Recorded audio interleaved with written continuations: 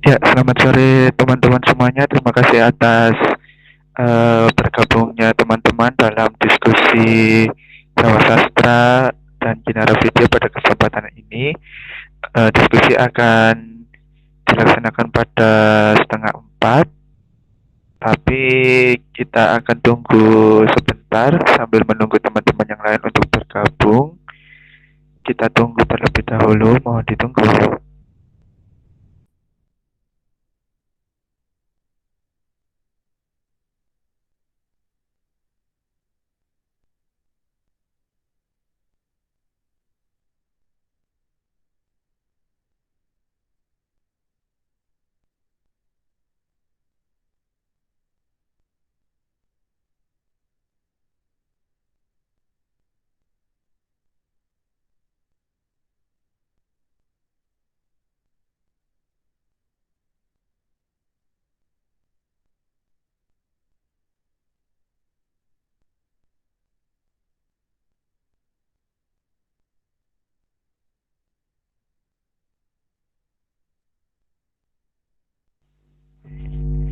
Ya, karena pembicara kita sudah masuk room, tapi teman-teman eh, sambil menunggu teman-teman, jadi kita menunggu kurang lebih 5 menit lagi ya untuk memulai diskusi kita pada sore kali ini.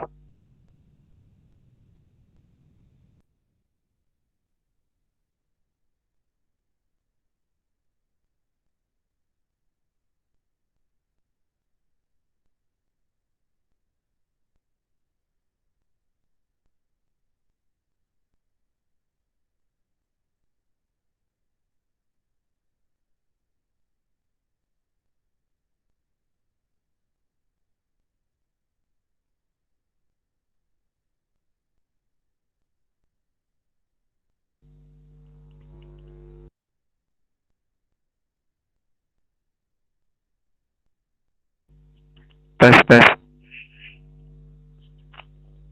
terdengar jelas ya?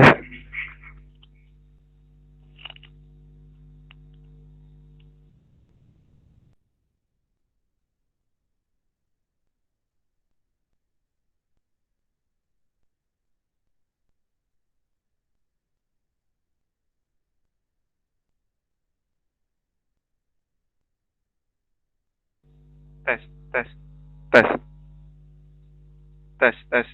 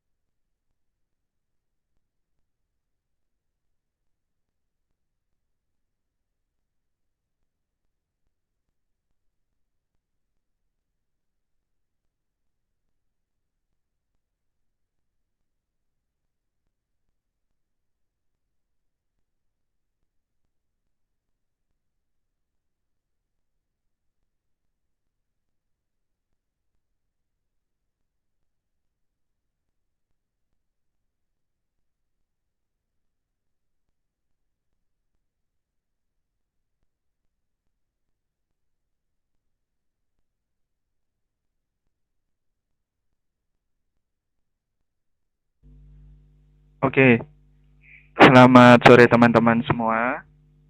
Terima kasih telah bergabung pada diskusi sore kali ini yang diselenggarakan oleh Kinara Vidya bekerja sama dengan Jawa Sastra.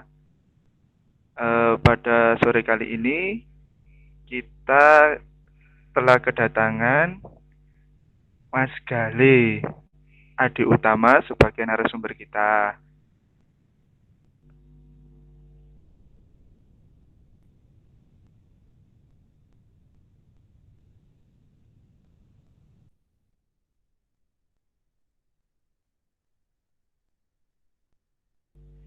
Diskusi pada sore kali ini kita akan mendiskusikan mengenai alun-alun.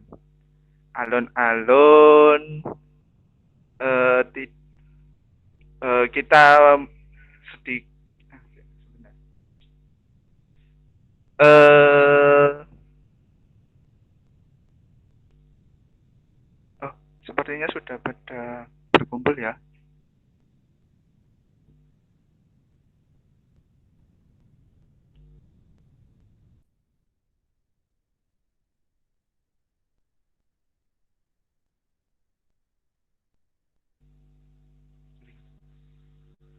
Oke, kedengaran ya teman-teman? Selamat sore semuanya. Selamat datang pada diskusi sore kita kali ini yang diselenggarakan oleh Kinara Vidya bekerja sama dengan Jawa Sastra.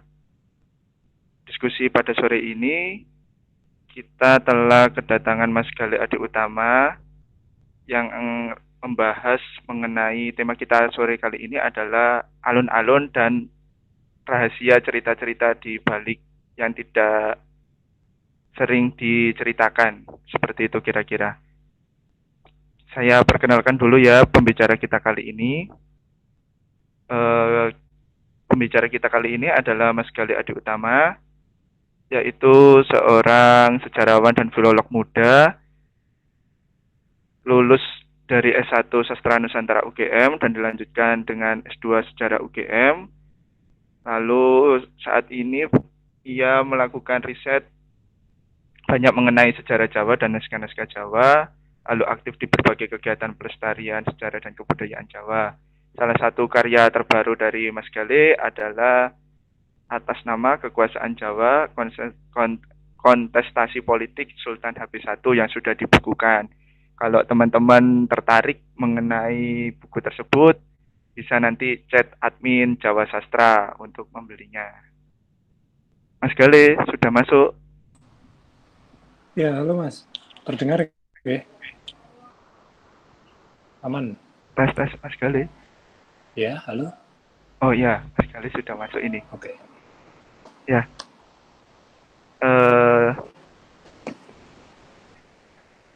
Jadi seperti yang kita ketahui ya teman-teman, sekilas tentang diskusi kita kali ini yaitu akan membahas mengenai alun-alun. Jadi alun-alun itu apa sih sebenarnya? Apakah alun-alun itu hanya sebuah tanah lapang atau ruang terbuka yang mati tanpa ada kegiatan atau dinamika yang ada di dalamnya dan cerita-cerita yang ada di baliknya itu seperti apa? Seperti itu nanti akan sedikit ada materi dari dipantik oleh Mas Galih. Nanti kalau teman-teman lebih lanjut akan ada diskusi selanjutnya. Silakan Mas Galih.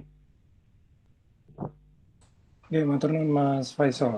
Sebelumnya saya ingin mengucapkan terima kasih dulu pada Kinara dan juga Jawa Sastra yang telah mengadakan diskusi pada sore hari ini di hari Sabtu yang begitu sumuk, gembrobios. Tetapi teman-teman, saya berterima kasih kepada teman-teman karena telah meluangkan waktu untuk mengikuti diskusi mengenai alun-alun ini. Oke, sebelum memasuki materi, saya ingin interaktif dulu sih sama teman-teman. Salah satu dari teman misalnya siapa ya? Siapa Mas Faisal?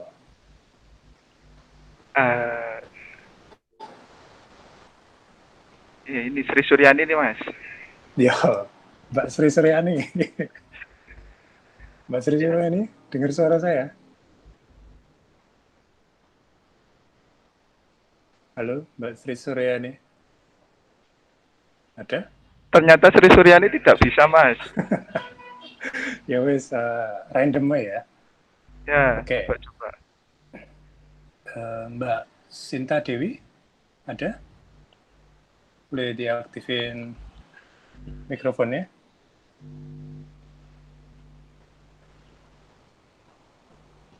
Cinta Dewi? Tidak ada ini. Wah, ganti cowok sekarang. Rizky Adit Rizky ini Mas. Adit. Nah, oke. Mas Rizky Adit, bisa aktifkan mikrofonnya?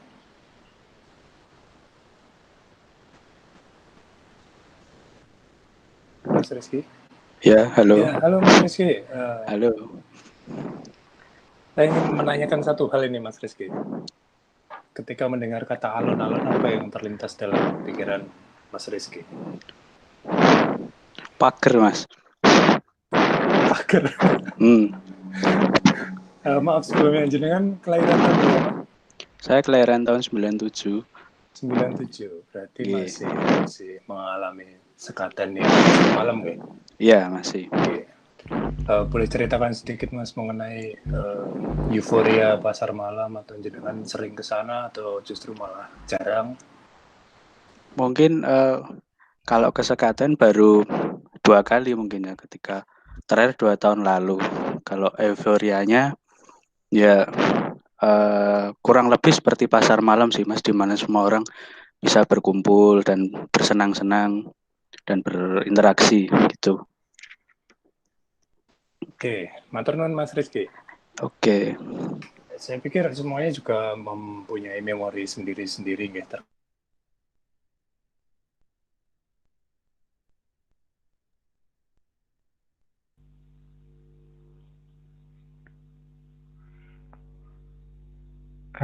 Sepertinya Mas Gale ada gangguan ini sedikit.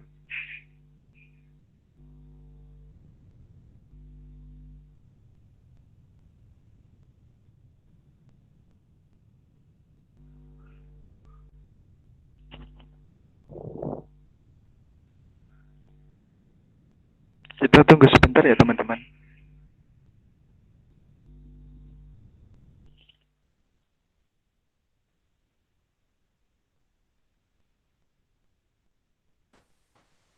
Halo, maaf ini tadi sinyalnya putus. Tak ganti provider dulu. Ya, sudah tersambung Mas Gale.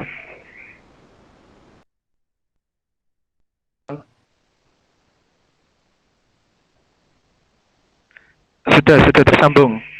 Oke, sudah tersambung ya. Ya. Ini masalah kuota ya, di zaman pandemi seperti ini ya. Mohon maklum. Oke, jadi melanjutkan lagi bahwa semua orang mempunyai memori tersendiri mengenai alun-alun, baik itu sekaten, entah mungkin pacaran, entah itu jogging dan lain sebagainya yang berkisar di alun-alun, di mana alun-alun memainkan fungsi sosial di sana. Kemudian yang ingin saya sampaikan pada kesempatan kali ini adalah mengenai berbagai hal yang berkaitan dengan kontestasi politik ruang terhadap satu kawasan atau satu landmark kota yang dinamakan alun-alun. Untuk batasannya sendiri, batasan spasialnya saya perkecil guys, jadi tidak di semua kota di Indonesia, tetapi di wilayah Mataram, Mataram Islam, Kerajaan Mataram Islam. Kemudian periodenya akan saya kerucutkan juga. Saya ambil beberapa contoh dari Kesultanan Pajang juga, Kesultanan Pajang, transisi ke Mataram, kemudian Pleret, kemudian ada Ngayogyakarta. Karena saya pikir tidak mungkin untuk menceritakan alun-alun di semua kabupaten, ditambah lagi saya tidak punya wawasan yang memadai terhadap semua kabupaten tersebut. Oke, saya share screen dulu. Saya coba share screen.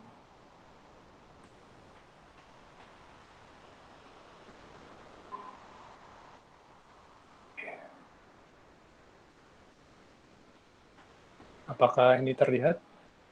Mas Faisal, ini terlihat nggak? Mas, terlihat. Oke. Oke. Secara singkat, akan saya jelaskan mengenai ini dulu. Beberapa poin penting yang bisa saya ceritakan mengenai alun-alun kontestasi politik dan ruang. Politik ruang. Oke. Saya ada beberapa foto yang saya ambil dari Wikimedia Commons, karya Kasian Kefas tahun 1890. Di sini kita bisa melihat kurang lebih seperti sekarang, masih ada elemen apa ini namanya, pohon beringin yang ada di tengah, kemudian yang melingkari alun-alun.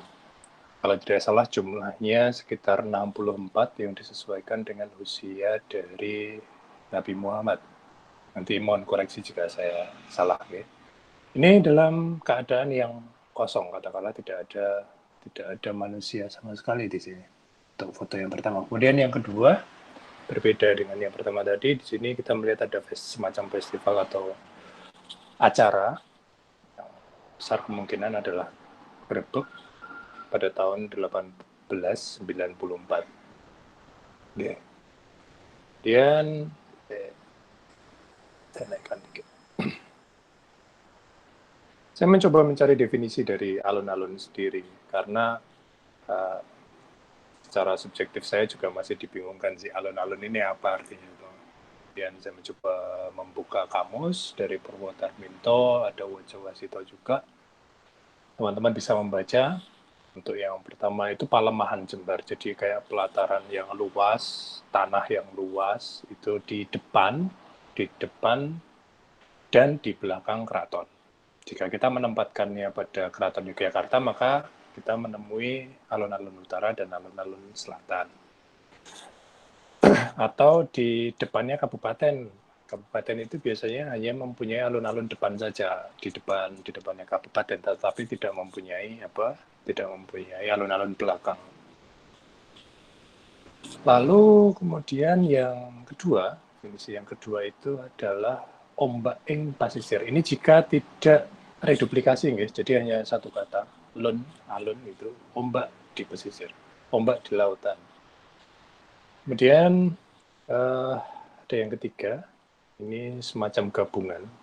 Jadi Wojowasito mencoba memasukkan lema dan maknanya dalam satu sekaligus. Yang pertama ombak, gelombang. Kemudian jika ditambahi angalon ini ada nasal itu berombak atau bergelombang, aluna itu seperti ombak. Lalu yang terakhir jika reduplikasi berarti lapangan. Nah, tetapi saya pribadi setuju dengan definisi yang disampaikan dalam Purwodarminto mengenai kata alun. Dia melingkupi ngombak, gumulung kaya ombak, ngelumpukake ngirup wong-wong merampas nelok. Nah, jika teman-teman perhatikan di sini untuk yang definisi kedua ini ngelumpukake ngirup wong-wong. Jadi dia kan sebagai suatu tempat yang untuk mengumpulkan orang-orang. Jadi alun-alun itu memang jika kita mendasarkan gagasan pada definisi ini, maka kita akan menemukan bahwa alun-alun itu memenuhi fungsinya sebagai ruang untuk berkumpulnya orang-orang banyak. Tidak terkecuali orang-orang kebanyakan, tetapi juga bisa para prajurit, para punggawa keraton, dan lain sebagainya. Itu yang bisa saya sampaikan mengenai definisi. Mungkin kita bisa lanjut dulu ke konsep lingkaran konsentris. Wah, ini saya sendiri masih agak apa jenenge? Masih gagap dalam hal ini karena ini menyinggung masalah filosofis, gagasan kekuasaan dalam pemikiran orang-orang Jawa. Seperti yang kita ketahui bahwa kerajaan Islam di Jawa sendiri, khususnya Demak itu kan sebagai hasil dari proses transisi dari Majapahit menuju ke peradaban yang baru.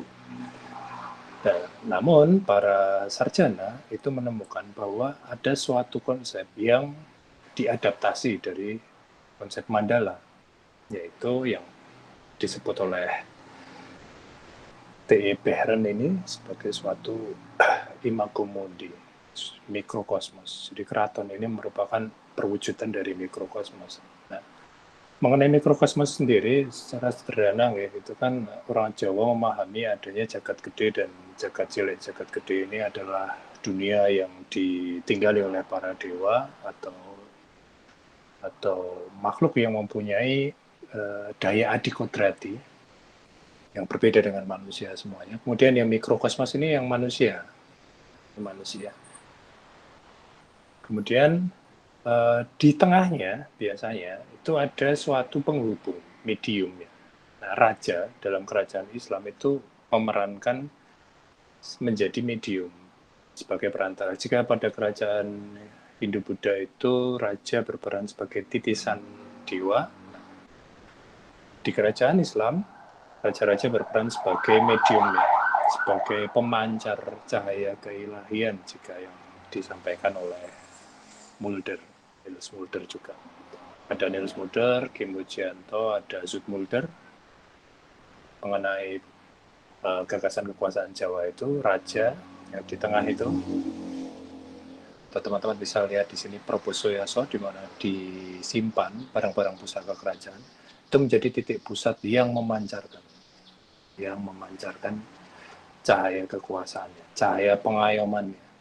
Begitu pula dengan raja itu menyerap unsur-unsur dari makrokosmos kemudian memancarkan kembali ke mikrokosmos. Oleh sebab itu, maka rakyat kebanyakan itu wajib untuk wajib untuk menghormati raja karena memerankan sebagai perantara. Tanpa adanya raja berarti cahaya itu tidak akan dapat dipancarkan. Begitu kepercayaan dari orang-orang Jawa. Pun demikian raja memainkan peranan yang begitu berat, karena dia harus menyeimbangkan tatanan kosmos ini. Jika terjadi ketidakseimbangan, maka akan terjadi perlawanan, pemberontakan, dan lain sebagainya, yang dimana itu juga akan merugikan rakyat itu sendiri. Itu rakyat mempercayakan kekuasaan kepada seorang raja untuk mendapatkan pengayoman, dan untuk mendapatkan pengayoman itu mereka akan memberikan cuma dulu masih putih dan lain sebagainya. Nah, untuk alun-alun sendiri, kita kembali ke alun-alun. Dari tatanan di keraton sendiri itu juga melambangkan demikian. Citra dunia, ya. Jadi ada alun-alun lor, ada alun-alun gitu, dan di tengahnya itu Proposoyoso. Di sini adalah tempat tinggal raja. Raja menempatkan diri sebagai senternya, sebagai sentrisnya, di mana pancarannya nanti akan bergelombang keluar, memancar keluar sampai ke semua wilayah kerajaannya. Berarti dengan apa namanya? Dengan logika seperti itu, maka semakin jauh pancarannya, maka loyalitas kepada raja akan semakin menipis, karena pancarannya semakin dekat. Jika semakin dekat dengan raja, maka pancarannya ini semakin kuat dan loyalitas didapatkan oleh raja. Tetapi semakin keluar, semakin jauh, maka loyalitas kepada raja tidak sekuat mereka yang ada di dekat pancaran ini. Itu monggo silakan nanti teman-teman jika ingin membaca lebih jauh mengenai gagasan kekuasaan itu bisa membaca Sumar Said Murtono, kemudian Kim Wijianto tadi, Niels Mulder, Zoet Mulder, mengenai bagaimana orang Jawa itu menempatkan kekuasaan dalam cakrawala pemikirannya. Ini saya ambilkan dari bukunya Lombard juga, dan Lombard ternyata mengambilnya dari T. Behren. Kita lanjut. Ini denah keraton. Ya, elemen penting dari keraton Jawa. Dia letaknya di sini. Teman-teman bisa memperhatikan ada 2 ringin kubang. Dia akan menjadi akses langsung ke masjid. Secara harafiahnya dia ruang terbuka. Ya, ini adalah ruang terbuka. Hampir persegi, karena di ujungnya ini kan agak oval, dapat dikatakan hampir persegi, dan menjadi pusat kegiatan sosio-kultural. Tapi akhir-akhir ini kita mendapati juga di situ ada transaksi ekonomi juga sebenarnya. Ketika ada kegiatan finansial di situ. Nah, untuk alun-alun sendiri itu menurut Ashadi dalam bukunya Keraton Jawa itu pertama kali ditemukan atau digunakan, istilah ini digunakan dalam negara Kertagama pada abad ke-14. itu melambangkan simbol kekuasaan raja. Nah, ringin yang ada di sini, pohon beringin itu pun menjadi suatu simbol kekuasaan raja juga, yang merepresentasikan bagaimana seorang raja itu bisa memberikan pengayoman kepada rakyatnya. Nah, beberapa ada kegiatan yang dilakukan di alun-alun. Pertama, sekaten. Ini semua orang juga sudah tahu ya, terutama yang Keraton Jogja, Keraton Surakarta. Sekaten, kemudian acara grebek, rampokan, macan, ini ya, mengadu harimau. Bisa mengadu harimau dengan prajurit, bisa mengadu harimau kerbau juga. Dan ada olah keprajuritan juga.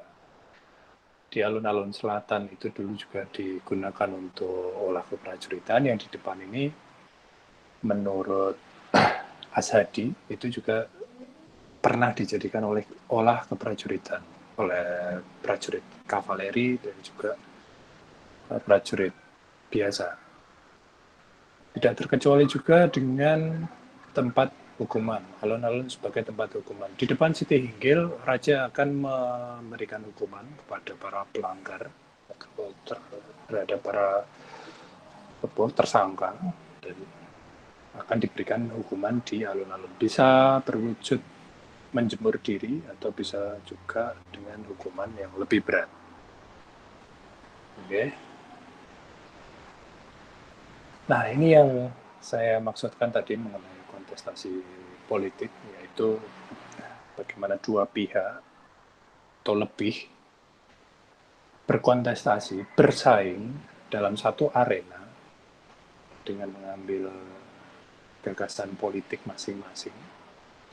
Itu kita tempatkan alun-alun sebagai arenanya, dan mereka berkontestasi di situ. Mereka bersaing di situ untuk mendapatkan apa? Ya, untuk mendapatkan supremasi kekuasaan, karena kita membicarakan politik. 1580 ini adalah periode awal kerajaan Mataram Islam, tetapi belum establis, belum tetap. Ini masih ada Kesultanan Pajang, Sultan Hadiwijaya masih ada, tapi ini masa-masa transisi. Sebentar lagi akan Panembahan Senopati akan melakukan pemberontakan. Sepeninggal Ki Ageng Mataram, atau yang kita kenal juga dengan Ki Ageng Pemanahan itu, Ki Juru Martani dan keluarganya melakukan Topo PP di alun-alun Pajang. Letaknya ada di sebelah barat Kartasura, kalau saya tidak salah, itu bekasnya di sana. Untuk memohon kebijakan dari Sultan Hadiwijaya, Raja Pajang, terkait suksesi pemimpin Mataram selanjutnya. Ini belum raja, tetapi masih petinggi, seorang petinggi. Nah, akhirnya Sultan Hadiwijaya memutuskan untuk memberi kesempatan kepada Panembahan Senopati yang nanti akan jadi Panembahan Senopati itu untuk menggantikan ayahnya, yaitu Ki Ageng Mataram, menjadi petinggi Mataram yang baru. Dari peristiwa ini kita melihat adanya alun-alun sebagai media komunikasi antara raja dengan rakyatnya. Meskipun dalam hal ini bukan rakyat jelata, tetapi masih terhitung bangsawan karena ini memegang peranan sebagai petinggi Mataram. Berarti kan kedudukannya sebagai pembesar, bukan rakyat biasa. Nah, di sini terjadi interaksi dari keluarga Mataram menyampaikan gagasannya kepada raja, kemudian raja memberikan reaksinya, memberikan jawaban. Raja akan melihat si pelapor untuk menyampaikan apa yang ingin disampaikannya, bisa masuk atau bisa melalui perantara patih. Tetapi dalam kasus ini, Ki Juru Martani, dari yang saya baca di The Graph, itu dipersilahkan masuk ke Siti Hinggil. Berlanjut ke 1680-an, 100 tahun kemudian, Amangkurat pertama yang dikenal dengan gaya pemerintahan yang tiran, ini awal-awal pemerintahannya itu membuat duta-duta VOC menunggu. Oh maaf, ini bukan 1680-an, saya salah ya. Ini 1630-an. Ini saya koreksi 1630-an, 1637.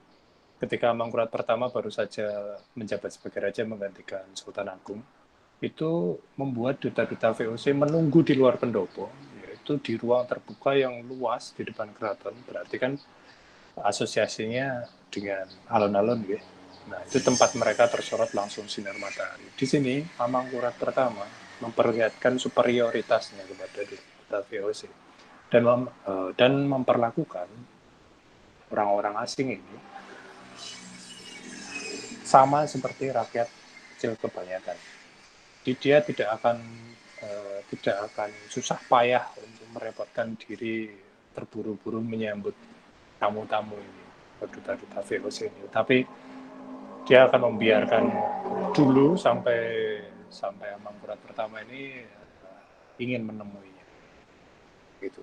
Nah, dari peristiwa ini kita melihat juga kontestasi politik bahwa Mangkurat pertama sebagai pemilik alun-alun dan sebagai tuan rumahnya itu bersikap superior terhadap duta-duta atau terhadap orang-orang asingnya. Sini pada periode ini Mangkurat pertama dapat dikatakan memenangkan kontestasi, sementara duta-duta VOC yang sebelumnya pada periode sebelumnya itu memenangkan pertarungan di Batavia pada masa pemerintahan Sultan Agung. Tapi ketika berkunjung ke rumah Amangkurat pertama, berkunjung ke keraton Amangkurat pertama ini, mereka harus diperlakukan dengan demikian. Seperti itu. Lalu kita lompat lagi. Ini lompatnya agak terlalu jauh, 200 tahun kemudian, ketika Yogyakarta dan Surakarta sudah mapan sebagai kerajaan dengan terbelahnya kerajaan Mataram pada 1755 melalui perjanjian Giyanti. Seperti yang umum diketahui juga sekarang sudah banyak dibahas, khususnya melalui bukunya Pak Peter Carey, Inggris di Jawa. 1812 Yogyakarta diserang oleh kolonial Inggris, gitu. Di mana Raffles ingin menunjukkan superioritasnya bahwa chief atau kepala-kepala suku di pedalaman ini tidak dapat menunjukkan keunggulannya kepada pemerintah kolonial. Nah, uniknya dalam Suryamto ini sebagai alih aksara, pengalih aksara dan juga penerjemah dalam babat Bedaing Yogyakarta, itu dikisahkan prajurit Yogyakarta banyak yang tewas. Jadi di alun-alun itu ketika Inggris menyerang masuk, dari kubu keraton banyak yang berjatuhan. Dan dikisahkan meskipun kita tahu di sini agak berlebihan juga, alun-alun menjadi lautan darah dan mayat prajurit bertimbun-timbun di sana. Saya ingin kembalikan dulu ke sifat karya sastra, bahwa karya sastra tidak lepas dari unsur hiasan, kemudian sifat-sifat keindahan sastra. Tetapi ketika kita melihat babat atau historiografi tradisi, kita tidak bisa untuk menafikannya begitu saja bahwa di sana terdapat unsur historisnya. Dari sepenggal ini saja kita mendapatkan fakta sekilas bahwa pernah terjadi penyerangan ke Keraton Yogyakarta, dan dari kubu Yogyakarta itu timbul korban yang berjatuhan. Meskipun ini masih disangsikan menjadi lautan darah. Dalam gagasan kita kan, alun-alun kan jembar, luas. Dan jika itu menjadi lautan darah, bentuknya itu bagaimana? Dan mayat prajurit bertimbun-timbun di sana. Nah, dari sini saya ingin membawa teman-teman kepada satu pembahasan baru yang berdasarkan kisah penyerangan Inggris ke Ngayogyakarta yang menimbulkan banyak korban. Jadi begini, jika kita asumsikan bahwa banyak korban terjadi di kubu Yogyakarta dan alun-alun menjadi saksi bisu mengenai korban yang bertumpuk di sana, mayat prajurit yang bertimbun-timbun di sana. Lalu mengapa dalam memori kolektif masyarakat Yogyakarta sendiri itu tidak tidak mengingat dengan jelas bahwa pernah terjadi suatu peristiwa besar di keraton pada tahun sekian, di mana banyak punggawa keraton itu meninggal karena perang tersebut. Tambah lagi juga pojok beteng lor wetan itu kan kita dulu tidak pernah menemukannya, dan sekarang kita bersyukur karena kita dapat melihat, ya, meskipun itu bukan bangunan yang lama, tetapi kira-kira bentuknya begini toh, seperti itu. Nah, yang menjadi pertanyaan adalah, kembali lagi tadi, mengapa Yogyakarta tidak mengingat dengan jelas peristiwa yang terjadi di alun-alun pada tahun 1812 ketika Yogyakarta dirampok, kemudian ketika Sultan Hamengkubuwono II itu dipojokkan di kediamannya, kemudian ditawan lalu dibuang ke Penang, Malaysia. Itu mengapa kita tidak mempunyai memori seperti itu? Nah, saya kaitkan juga dengan kontestasi politik kebudayaan yang kita rasakan terjadinya dilaksanakannya sekaten setiap tahunnya. Kita tahu sekaten itu difungsikan atau dilaksanakan untuk dakwah agama, ya. Jadi ada pengajian, kemudian ada gamelan dibunyikan juga. Kegiatan-kegiatan keagamaan mulai digalakkan pada bulan itu. Nah, setiap tahun itu dilakukan. Setiap tahun itu dilakukan terus-menerus, meskipun sempat berhenti pada sekitar tahun 1940-an ketika invasi Jepang, dan kemudian vakum sampai 1970-an, baru sekitar 1970-an kembali lagi ada upacara grebek mulai dilaksanakan kembali. Nah, apakah sekaten ini, apakah perayaan kultural ini akhirnya menghapus memori masyarakat Yogyakarta mengenai peristiwa berdarah yang pernah terjadi di alun-alun tersebut? Hampir-hampir tidak saya temukan, atau mungkin jika saya salah nanti teman-teman bisa mengkoreksi. Hampir-hampir saya tidak pernah menemukan dilaksanakan suatu acara yang khusus untuk menghormati perjuangan para prajurit Yogyakarta pada tahun sekian. Lebih lagi mengambil tempat di alun-alun itu. Tapi kita justru menggunakannya dengan mengadakan pasar malam, kemudian kegiatan-kegiatan apa misalnya ben-benan kan sering kan dulu sondrenalin atau apalah itu. Nah, apakah kita itu menyadari bahwa alun-alun pernah menjadi saksi bisu dari suatu peristiwa besar ini?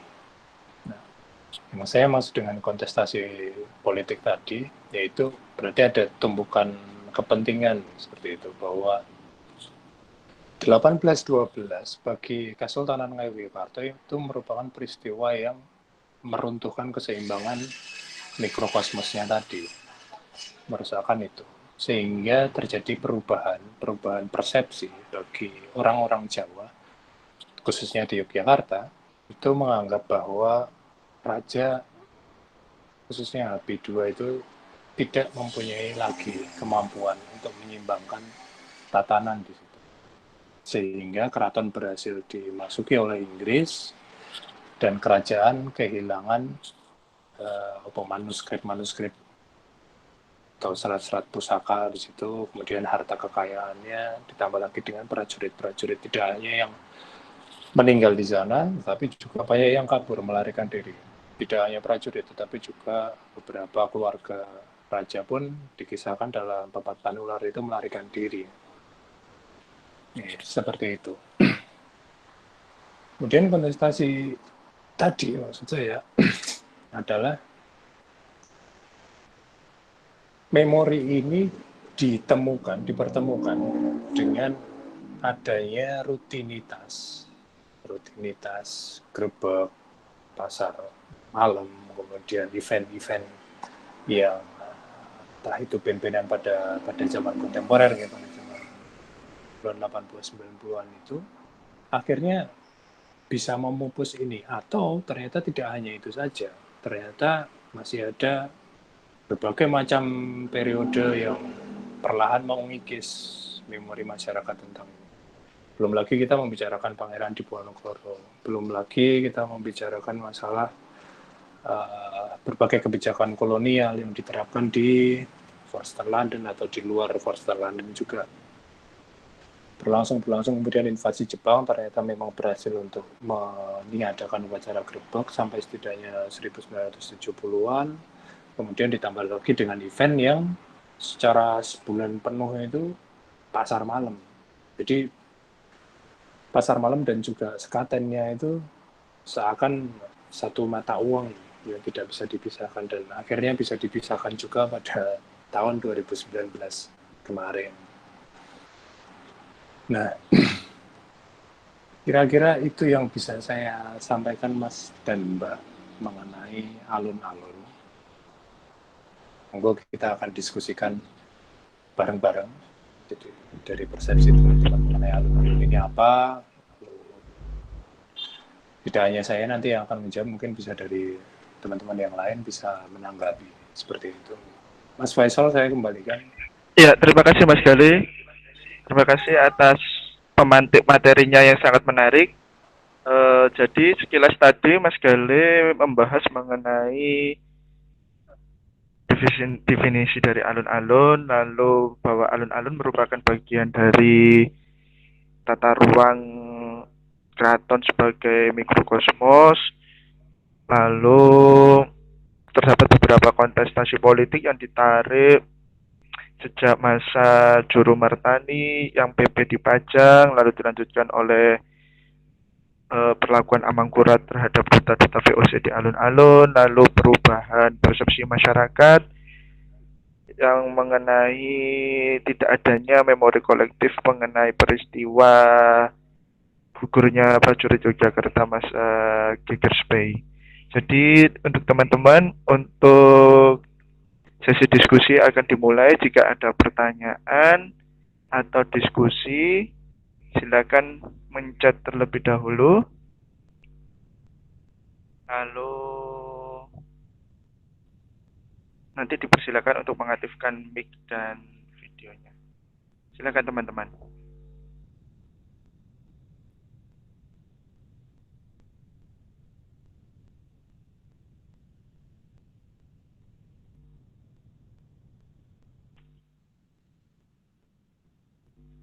Adakah yang bertanya, memulai diskusi?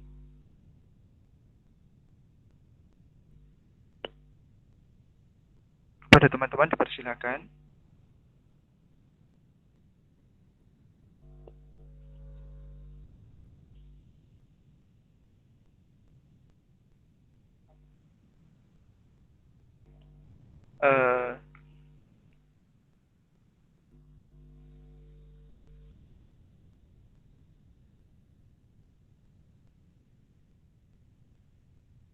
Oh iya Mas Kale, jika tidak ada bertanya, saya akan bertanya saja.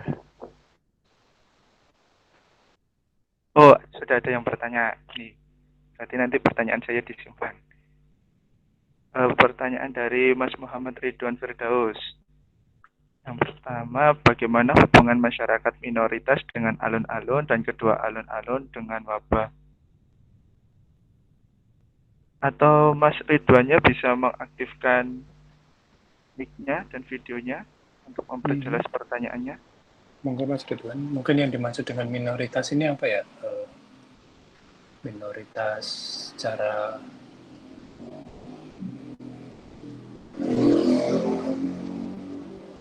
ke masyarakat kebanyakan, atau secara suku, agama, dan ras, atau pribun?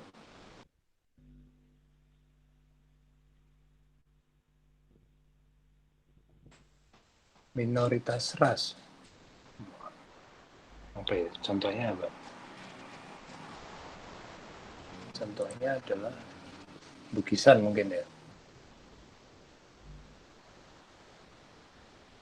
Yeah. Tionghoa dan Eropa. Geng. Oke.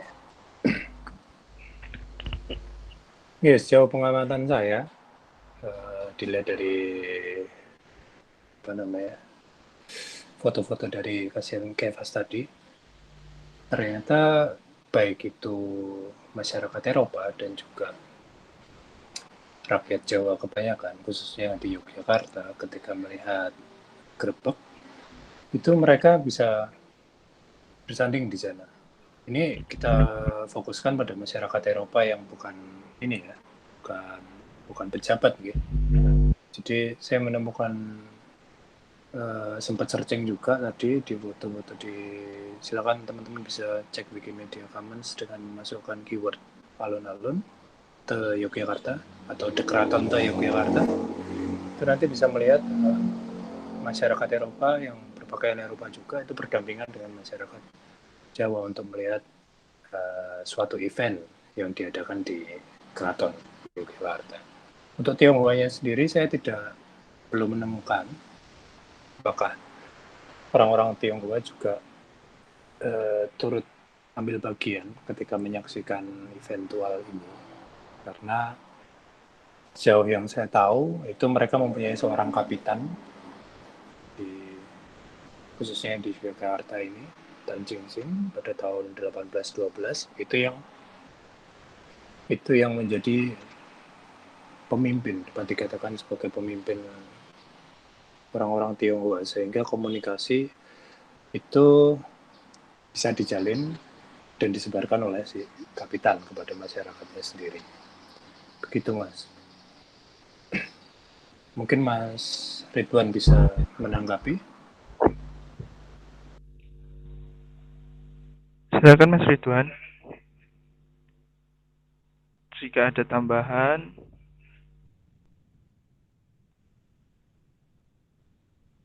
Oke, untuk yang dengan wabah. Nah, yang dengan wabah ini menarik ya. Karena pernah terjadi wabah dari pembacaan saya terhadap Babat Tanah Jawi itu, setidaknya pada masa Sultan Agung menjelang suksesi ke Amangkurat pertama, dan juga pada waktu Amangkurat pertama sedang menghadapi pemberontakan Trunojoyo. Itu ternyata terjadi beberapa peristiwa, salah satunya adalah wabah. Rickliff menyampaikan dalam bukunya bahwa ketika Sultan Agung di ujung pemerintahannya, itu terjadi wabah yang menewaskan banyak orang. Kita belum tahu wabahnya itu bentuknya seperti apa, gitu. Tetapi keraton ditutup dan alun-alun dikisahkan kosong, berarti alun-alun Kerto itu kosong, kemudian semua pintu keraton itu ditutup dan disinyalir kuat bahwa Sultan Agung wafat karena terserang wabah ini. Tetapi menurut Rickliff sendiri ini perlu kajian lebih lanjut karena masih bersifat dugaan. Sedangkan yang Trunojoyo, pada pemberontakan Trunojoyo itu Amangkurat pertama tidak hanya menghadapi pemberontakan besar itu saja, tetapi juga menghadapi bencana alam dan wabah. Hal ini menjadi suatu yang biasa terhadap gagasan kekuasaan masyarakat Jawa, terutama jika kita melihatnya dalam karya sastra. Ketika raja dinilai tidak mampu menyeimbangkan tatanan dunianya, itu maka dikaitkan dengan adanya gejolak alam. Ini pun masih memerlukan penelitian lebih lanjut, saya pikir, karena seperti apa spesifik wabah dan juga bencana alam yang terjadi pada waktu itu, ketika kita hanya mempunyai sedikit sumber ya mengisahkan tentang hal itu. Gitu ya, Mas Ridwan, semoga ini bisa menjawab. Lagi? Ada lagi teman-teman? Oh ya Mas Gale, ini sedikit diskusi ya Mas Gale. Kalau kita lihat kan di Keraton Jogja sama Paku Alam itu kan juga ada alun-alun. Tapi kan ada perbedaan. Jika Keraton Jogja itu dua, sedangkan Paku Alam itu satu. Itu juga bisa dilihat di Solo. Solo itu dua, sedangkan Mangkunegoro itu satu. Apakah perbedaan itu mengapa bisa terjadi gitu, Mas? Oke Mas, wow menarik ini pertanyaannya ini. Kenapa kadipaten-kadipaten ini hanya satu? Kemudian yang untuk kerajaan besarnya itu ada dua. Saya pikir kita bisa mengembalikan lagi kepada konsep kadipaten itu sendiri. Kadipaten itu kan dalam artian masih di bawah kekuasaan seorang raja kan, masih di bawah kekuasaan seorang sultan maupun susuhunan, sehingga lingkup wilayah kekuasaannya pun terbatas, dibatasi. Kemudian halaman yang dimilikinya, alun-alunnya itu hanya mempunyai yang depan saja, seperti itu. Karena mungkin kita sendiri juga belum pernah menemukan narasi mengenai alun-alun belakang kadipaten gitu. Atau mungkin dari sebagian teman-teman di sini pernah mendengar ada alun-alun di belakang kadipaten, baik itu Paku Alaman maupun Mangkunegaran. Nanti monggo bisa disampaikan. Kalau saya sendiri saya belum pernah mendengar hal itu. Itu Mas Faisal. Oke, terima kasih. Niki ada pertanyaan dari Mas Andi, silakan Mas.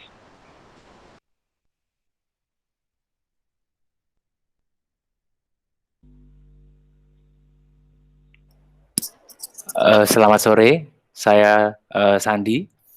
Mas, saya mau tanya, sebenarnya perbedaan antara alun-alun utara dan selatan itu apa? Soalnya kan pasti dibuatnya dua alun-alun itu kan tidak hanya karena istilahnya sebuah kerajaan dan kadipaten tadi, pasti juga ada tujuan-tujuan tertentu. Udah sih Mas, itu dulu aja. Oke, terima kasih Mas Andi. Selamat sore dan terima kasih atas pertanyaannya. Itu menarik. Saya ingin menyampaikan kembali pendapat dari Lombard mengenai adanya alun-alun utara dan selatan, terutama yang di kerajaan besar deh. Kita sempitkan di Kesultanan Yogyakarta. Ada alun-alun utara, ada alun-alun selatan. Menurut Lombard itu dikatakan bahwa ini mewakili secara filosofis ya, itu mewakili sifat manusia dari awal sampai yang akhir. Maksudnya adalah alun-alun utara itu merepresentasikan sifat yang berakasaan, atau berakasaan itu semacam tidak halus atau kasar, yaitu mengenai ada rampokan macan, kemudian ada hukuman mati, olah keprajuritan, terus kemudian rakyat yang berebut berkah dari raja, itu kan tidak dilakukan dengan halus kan. Kemudian perlahan memasuki lingkungan keraton, perlahan sampai ke tengah, itu semua berubah menjadi halus. Bahkan misalnya para punggawa raja untuk menghadap raja pun itu akan menggunakan sikap yang sedemikian hormat, jengking dan lain sebagainya itu. Lalu kemudian ke arah yang ke selatan itu menuju ke sikap yang dimana raja akan menemui titik akhir hidupnya, karena lewat sanalah raja akan dimakamkan, lewat Lengkung Gading, kemudian ke selatan menuju ke Imogiri. Jadi dari pendapat Lombard tersebut kita pun memahami bahwa masyarakat Jawa memperhatikan sedemikian detail terhadap satu sikap yang ditunjukkan oleh manusia sendiri. Jadi ibaratnya dari pertumbuhan manusia itu anak kecil yang polai ora karuan itu kemudian perlahan menjadi dewasa, halus, semakin halus ke tua dan bersiap untuk menemui ajalnya. Gitu Mas Sanditato. Jadi alun-alun selatan itu akan menjadi tempat berkumpul orang-orang yang akan melepaskan kepergian seorang raja, sementara yang di depan itu adalah mewadahi orang-orang yang menghadap seorang raja. Jadi bisa menampung orang-orang ini. Boleh sedikit menambahkan pertanyaan, Mas? Iya, Mas. Eh, Setahu saya dari beberapa literatur juga membicarakan misalnya semacam hitungannya garis imajiner Jogja itu kan istilahnya kelahiran itu kan dimulai dari selatan lalu istilahnya saat Raja mangkat itu baru berada di gunung di utara. Kenapa tadi seperti yang sekali jelaskan kenapa kok jadi kayak terbalik gitu? Apakah ada alasan khusus atau mungkin pemakaman raja itu kan ada di Imogiri di tempat tinggi yang itu sebenarnya cuma ingin menggambarkan bahwa raja harus diberikan kedudukan yang tinggi saat beliau meninggal, begitu? Iya, Mas. Matur nuwun. Nggih, jadi apa nggih? Kita bisa melihatnya juga, khususnya dalam keraton Ngayogyakarta, itu raja di Sitinggil menghadap ke utara, bukan menghadap ke selatan seperti yang diceritakan literatur lain. Saya juga tadi membaca bahwa misalnya di Kadipaten Pakualaman itu menghadap ke selatan, gitu, menghadap ke selatan seperti yang disampaikan tadi akan menghadap suatu kelahiran. Tetapi di sini dalam poros Yogyakarta itu, terutama kaitannya dengan konsentris keraton sendiri, kita tidak menemukan bahwa yang di alun-alun utara itu sebagai sesuatu yang kematian, yang merepresentasikan kematian. Tapi jika kita melihat ke alun-alun selatan, itu sangat erat kaitannya dengan pelepasan seorang raja untuk dimakamkan. Raja tidak akan mungkin dimakamkan melewati alun-alun utara. Mas. Mengenai sumbu imajiner sendiri, kita patut mencari dulu. Ini kita berdasarkan apa sumbernya, gitu. Maksud saya adalah apakah kita menemukan dalam manuskrip Yogyakarta sendiri mengenai sumbu imajiner, apakah pernah Pangeran Mangkubumi itu memilih Yogyakarta berdasarkan sumbu imajiner Merapi dan juga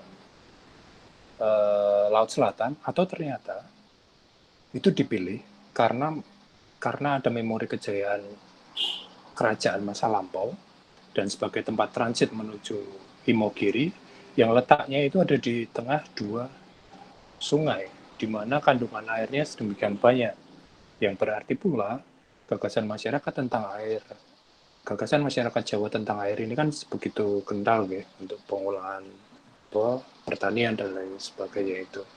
Ataukah hanya demikian saja, atau ternyata sumbu imajiner ini dari ilmuwan kontemporer yang melabeli bahwa Yogyakarta itu mempunyai sumbu imajiner yang ditetapkan oleh raja-raja terdahulu, atau ternyata raja terdahulu tidak sebegitu detailnya memikirkan sumbu imajiner ini dan manuskrip tidak mengabadikannya dalam tulisan. Begitu Mas Andi Tato. Monggo, ingin ditambahi? Oke, terima kasih Mas, sudah Mas, itu dulu.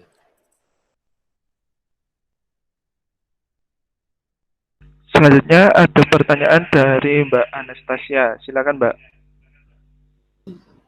Halo, selamat sore semuanya, Mas. Sore.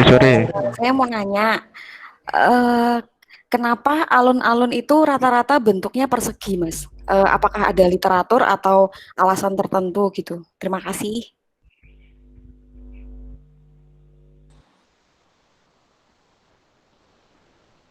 Apa ini? Oke, Mbak. Maaf.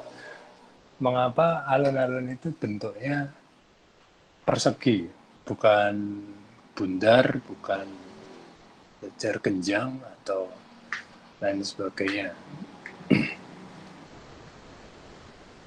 Saya sendiri tidak menemukan literatur yang membahas itu, saya tidak menemukan sumber mengapa bentuknya harus kotak atau kebanyakan mengadaptasi bentuk kotak ini. Saya belum pernah menemukan sebenarnya. Mungkin ada dari teman-teman yang ingin menyampaikan atau pernah membaca mengenai bentuk alun-alun yang lain. Thomas Faisal. Sampai sekarang juga saya masih mencari-cari Mas. Kenapa alun-alun itu kota? Oke, sebentar. Selagi saya mencoba mencari sumber dari satu buku ini, mungkin teman-teman ada yang ingin menanggapi pertanyaan menarik ini.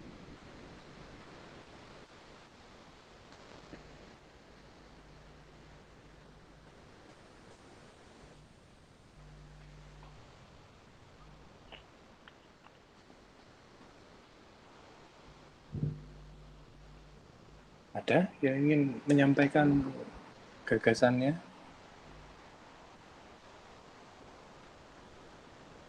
Kenapa alun-alun bentuknya kotak?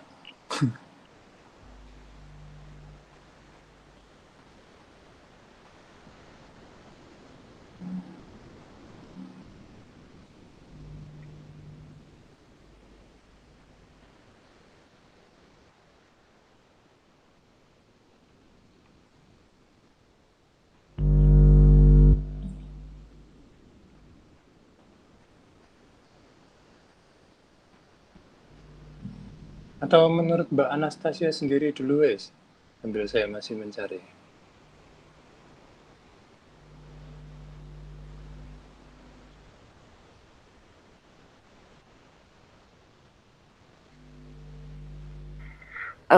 Kalau saya juga nggak tahu Mas, makanya nanya. Tapi kira-kira dulu wes ya, Mbak Karena kan Anastasia. karena kan gini Mas, setiap bangunan di Jogja maupun di mana aja mungkin ya itu kan semuanya tuh filosofis gitu, pasti ada artinya. Terus makanya saya nanya kenapa kok kotak nih? Mesti ada artinya dan tujuan itu apa sebenarnya kan harusnya ada gitu. Gitu sih Mas. Oke, terima kasih Mbak Anastasia.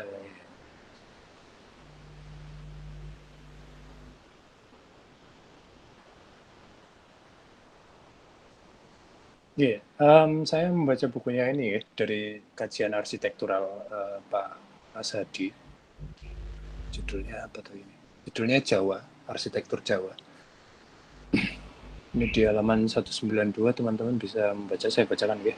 Secara fisik, alun-alun berupa tanah lapang yang luas dan selalu berbentuk persegi, mendekati bujur sangkar. Dan memang tidak ada alasan, saya tidak ada pemaknaan untuk sementara ini yang bisa ditemukan dari pembahasan mengenai arsitektur itu sendiri.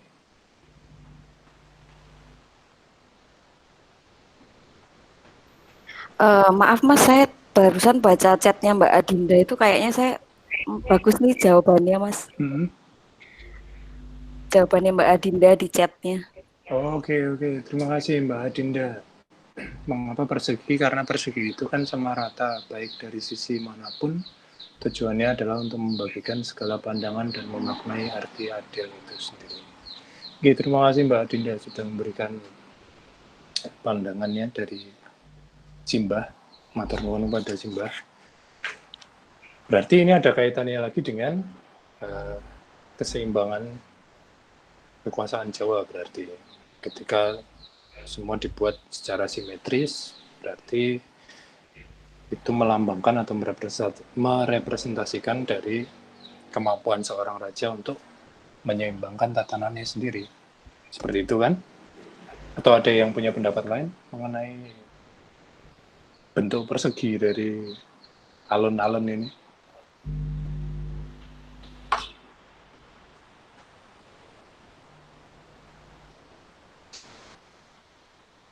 Kalau saya ingin menambahkan lagi, dikaitkan dengan alun-alun utara sebagai tempat untuk berkumpulnya para prajurit atau punggawa kerajaan. Tentu akan, kalau ini cuma perkiraan gitu, dasarkan pada kebiasaan manuskrip menceritakan ketika prajurit itu berkumpul di alun-alun utara. Nah itu bukankah akan lebih mudah ketika seorang raja mengawasi semua prajuritnya itu berjajar dengan rapi ketika halamannya itu berbentuk persegi. Itu saya kaitkan dengan tempat berkumpulnya ini sih, tempat berkumpulnya prajurit. Itu ada lagi ingin menyampaikan pandangannya Mas Faisal, pripun? Kalau menurut saya ini ada hubungannya dengan sistem mocopat Mas. Jadi kan alun-alun itu kalau dilihat di beberapa daerah juga kayak pembagiannya itu sama ruangannya.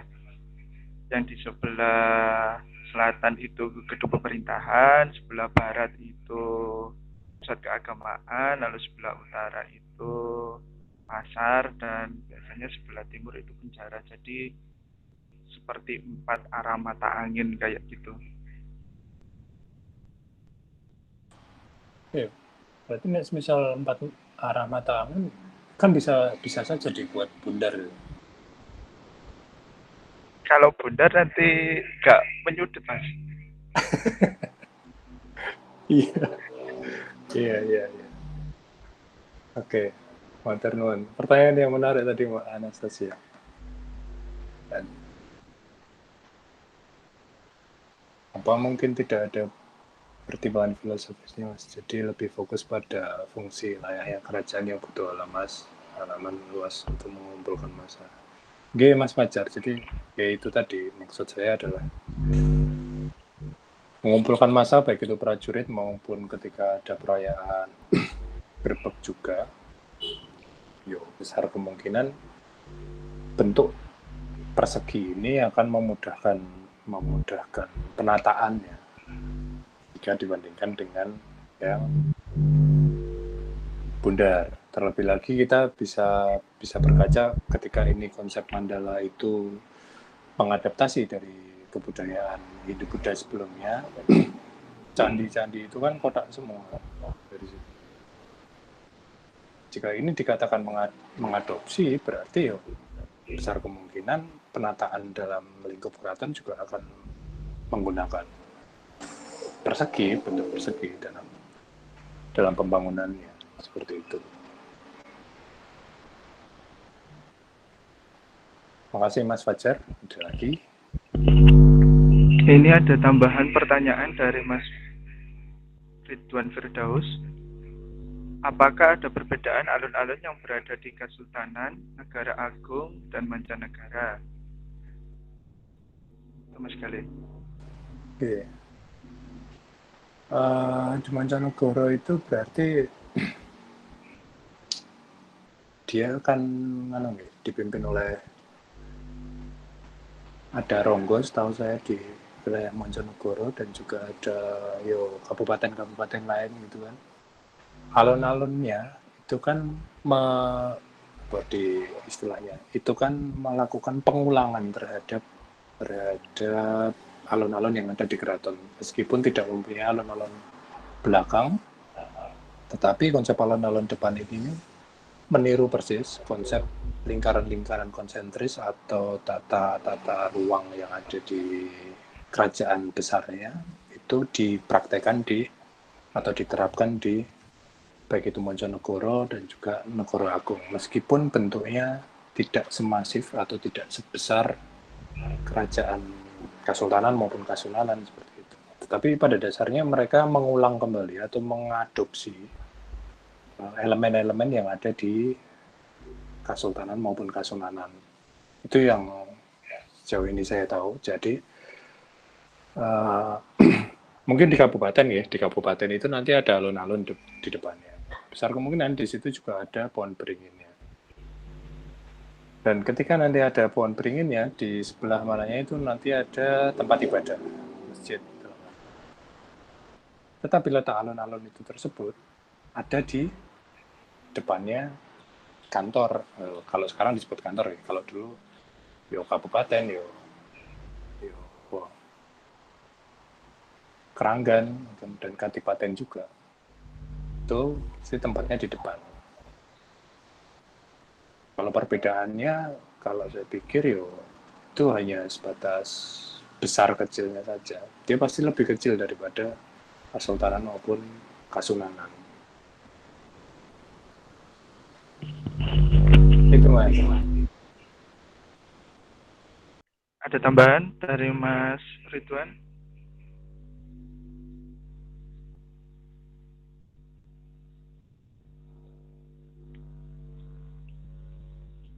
Oh, ini Mas Fajar sana. Itu ada hukuman mati. Saya sendiri tidak tahu hukuman mati persisnya seperti bagaimana gitu. Maksudnya teknis pelaksanaannya entah itu dihukum pancung atau dihukum gantung, saya tidak tahu. Tetapi yang pernah saya baca itu mengenai Trunojoyo, itu dipenggal kepalanya kalau saya tidak salah. Dipenggal oleh Hamangkurat yang kedua. Jadi mohon teman-teman nanti bisa koreksi saya kalau saya salah ya. Itu saya membacanya dan itu diperlihatkan di alun-alun ya. Mungkin itu bisa menggambarkan Mas Fajar bagaimana seorang raja melaksanakan hukumannya. Itu yang hukuman mati ya. Kemudian hukuman yang kedua itu ada saya tadi Hamangkurat kedua juga kalau tidak salah itu dia akan Hamengkubuwono yang pertama 1780. Beliau menghukum Punggawaya untuk Topo PP. Kebetulan bukan di bawah terik sinar matahari ya, tetapi di bawah hujan deras selama 2 hari berturut-turut itu di alun-alun, tengah alun-alun, di antara ringin kurung itu. Jadi dia di PP di situ, dalam artian dijemur bukan terik matahari, tetapi di tengah hujan badai selama 2 hari tanpa menggunakan pakaian. Itu salah 2 dari hukuman yang saya ketahui sejauh ini. Dan teman-teman yang lain pernah mendengar ada hukuman lain yang dipraktikkan di Kasunanan maupun Kasultanan yang mengambil tempat di alun-alun? Mungkin ada yang tahu?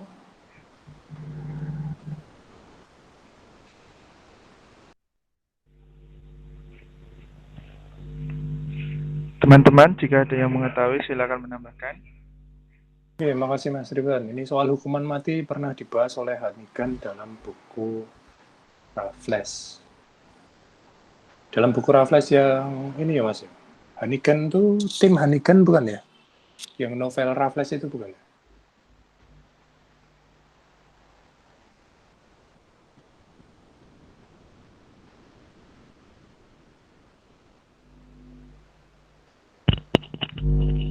Sambil Oh, yang biografi Raffles. Iya, makasih Mas Ridwan.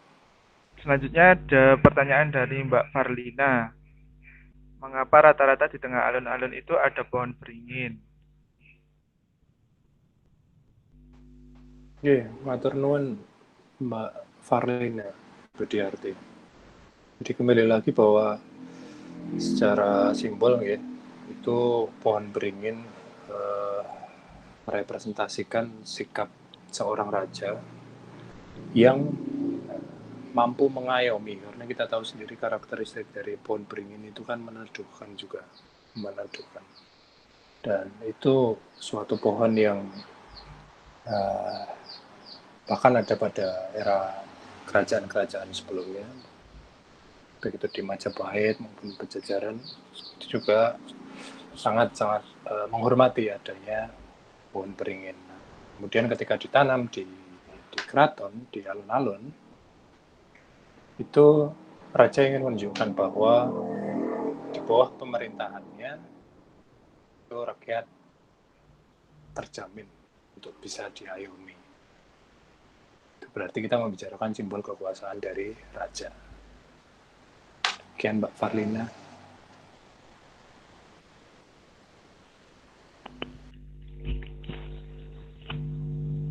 Begitu Mbak Farlina, ada tambahan lain dari teman-teman?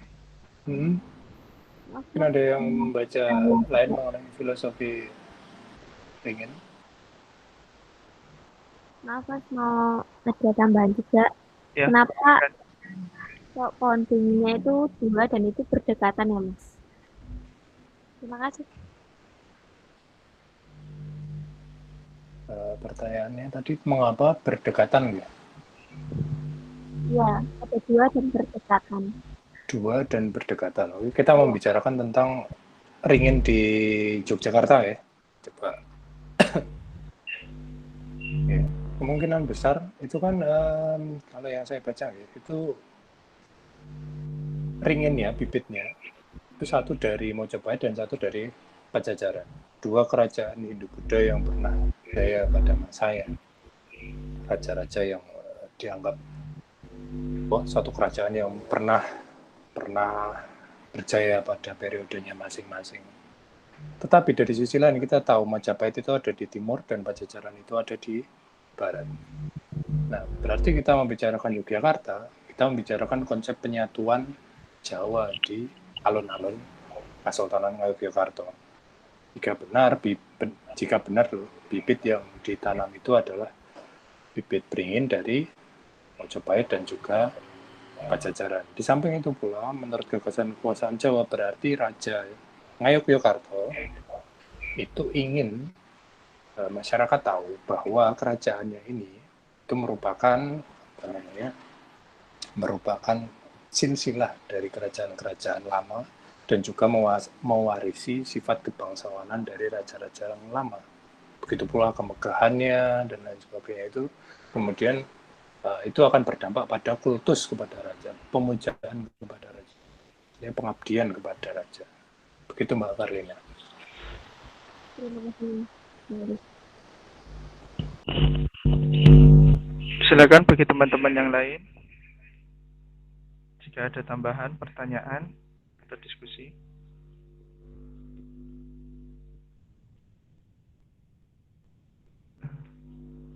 Ya, Mas Galih, kan selama ini kalau aku memandang alun-alun itu kan sebagai tempat kasih, tempat interaksi sosial dan budaya seperti itu kan. Tapi Ya, Mas. melihat perkembangan beberapa hari ini dengan adanya perubahan tata ruang alun-alun itu jadi mempertanyakan Mas, sebenarnya alun-alun ini itu bersifat publik atau private pada dasarnya? Oke. Kita kembali lagi ke definisi tadi ya. Itu kan halaman sebuah rumah pada dasarnya itu. Halaman sebuah bangunan utama. Berarti konsep publik di situ kan agak bias. Karena itu adalah halaman milik seorang raja, dalam hal ini Kesultanan Ngayogyakarta. Bersifat publik karena pada periode berbagai periode itu menjadi satu kesempatan bagi bertemunya raja dan juga rakyat, misalnya upacara grebek, kemudian agenda sekaten, itu menjadi momentum di mana rakyat itu bisa mengakses alun-alun dengan menikmati event sosiokultural di situ. Nah, maksud saya adalah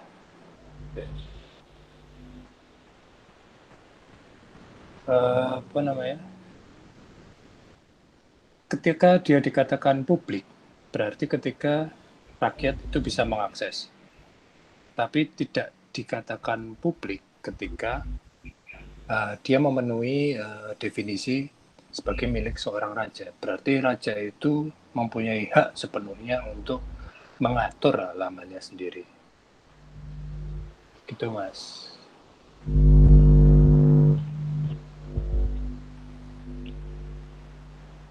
Jadi sifat-sifat dari alun-alun itu tergantung konteks menyesuaikan ya Mas? Iya Mas. Ya, saya sepakat. Itu bergantung konteks yang kita bicarakan. Kadang-kala dia juga bisa bersifat memenuhi faktor ekonomi juga, toh. Contohnya ketika terjadi grebek, maka akan ada yang berjualan di sana. Akan ada yang berjualan, memanfaatkan event untuk menjajakan dagangannya, di mana di situ memang masyarakat berinteraksi, akhirnya terjadi juga transaksi ekonomi. Itu sudah memenuhi unsur ekonomi. Di samping masyarakat juga punya pasar sebenarnya di utaranya. Tuh. Ya, menarik penjelasan dari Mas Galih. Selanjutnya Mbak Tia, silakan. Oke, makasih teman-teman kula nuwun. Ini makasih banget buat teman-teman Jawa Sastra, terus juga teman-teman Kinara sama Mas Galih juga.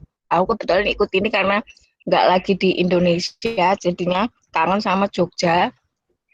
kebetulan aku lagi di Itali. Nah, yang aku mau tanya ini tuh, aku kan jauh nggak lihat toh di Jogja di alun-alun sekarang tuh ada pagernya. Nggak tahu katanya kan mahal banget ya pagernya itu.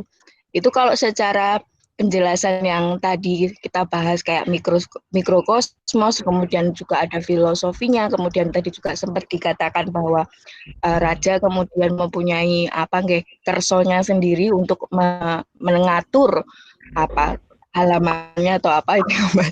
Nah itu kalau secara sejarah sendiri apakah pernah ada kejadian alun-alun itu dipageri satu, terus yang kemudian yang kedua itu secara tata karena apa ya judulnya aja menarik ya kayak politik ruang. Nah bagaimana ini kemudian dari sejarah atau dari cerita Simbah atau siapapun ya itu kemudian bagaimana perwujudan yang saat ini saya nggak lihat bagaimana wujudnya langsung di Jogja tapi ono pagere kemudian itu gimana di konteks politik ruangnya.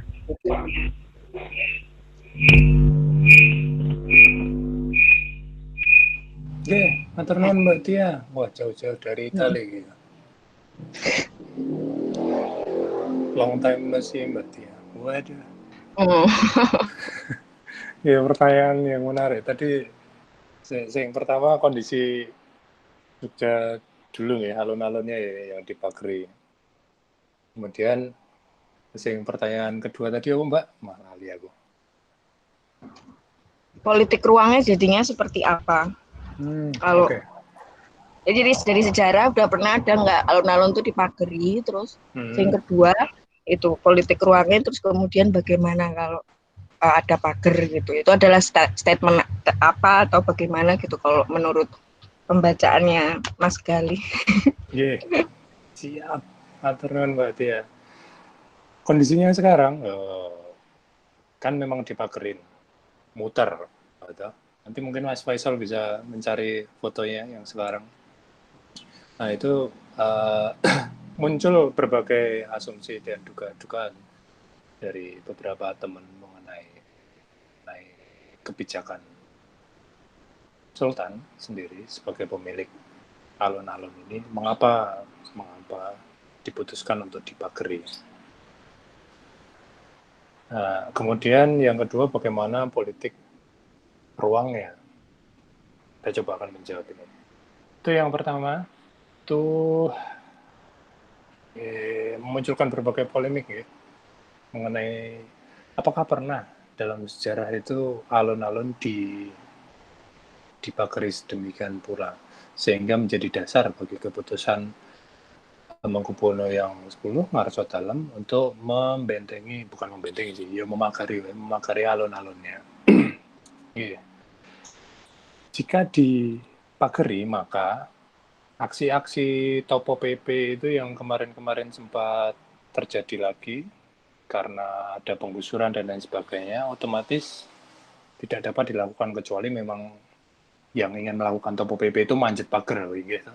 Manjat pagar, kemudian melakukan Topo PP secara paksa. Padahal sebelumnya bisa dilakukan secara mudah karena tinggal akses ke alun-alun saja. Tapi kita patut mempertimbangkan pula bahwa alun-alun itu kondisinya pernah dalam suatu waktu kotor, sangat kotor. Bahkan pernah menjadi parkiran bis juga dulu, kalau teman-teman ingat.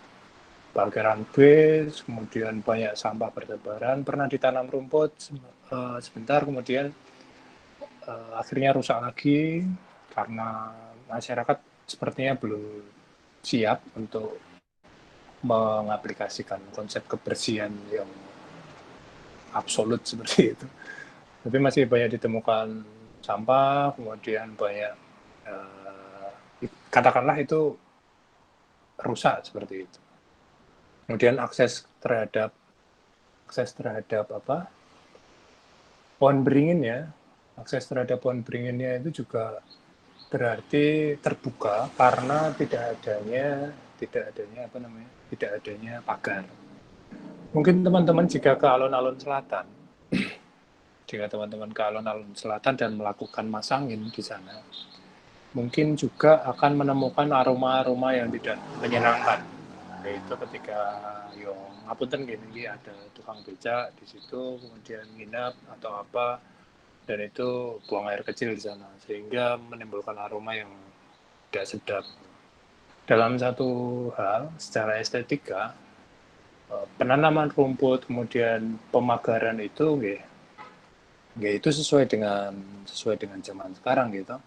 Karena alun-alun utara sebagai landmark kota Yogyakarta itu akan mengundang banyak wisatawan, kemudian yang otomatis akan menaikkan pendapatan masyarakat yang berusaha di sekitar Malioboro dan alun-alun itu sendiri. Jadi kita dapat membayangkan bahwa jika alun-alun rapi, maka masyarakat tentu akan lebih nyaman. Mungkin itu yang menjadi alasan besar. Tetapi dari sisi fungsional ya, secara politik ruang, masyarakat dihadapkan pada prosedur baru. Ini kemungkinan besar ya, karena saya belum membaca kebijakan yang diputuskan oleh baik itu gubernur maupun wali kota. Itu bagaimana cara masyarakat ingin menyampaikan sesuatu kepada rajanya. Karena kita tahu sendiri di Jogja itu kan Sultan masih aktif dan juga aktifnya sebagai gubernur. Nah, apakah untuk penyampaian aspirasi itu dilakukan menggunakan metode yang baru, birokrasi yang baru, atau masih dimungkinkan untuk melakukan Topo PP juga, seperti itu. Ditambah lagi untuk politik ruangnya, pada poin pentingnya, itu Ngarso Dalam sudah menunjukkan bagaimana beliau sangat berwenang terhadap alun-alunnya, yaitu ketika peniadaan Sekaten 2019 yang ingin mengembalikan lagi esensi dari Sekaten yang ditujukan untuk dakwah agama Islam. Jadi bukan lagi pasar malam yang menjadi tujuan utama dari Sekaten, melainkan adalah doa atau syiar agama Islam. Seperti itu. Jadi Sultan Ngarso Dalam ini sudah memainkan peranan politiknya untuk mendaku kembali alun-alun. Dan mungkin masyarakat masih bisa akses sebenarnya, masih bisa akses di sekitar pagar itu, masih bisa.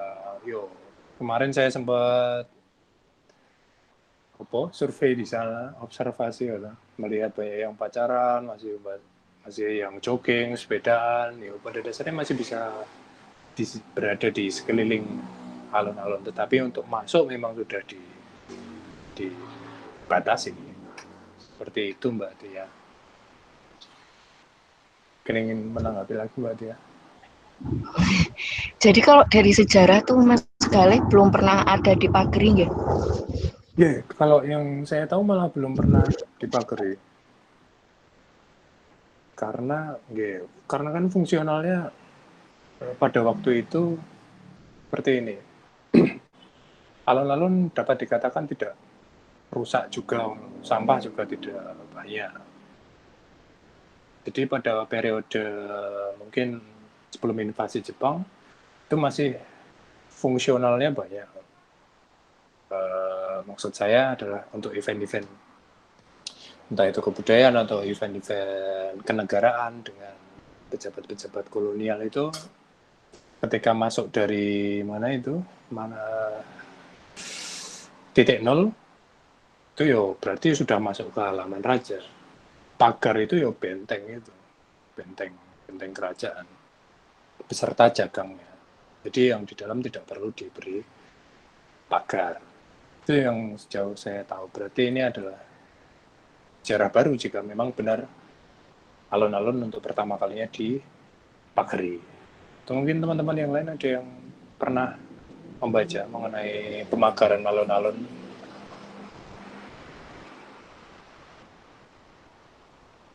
Khususnya yang di Jogja loh. Mungkin ada yang tahu?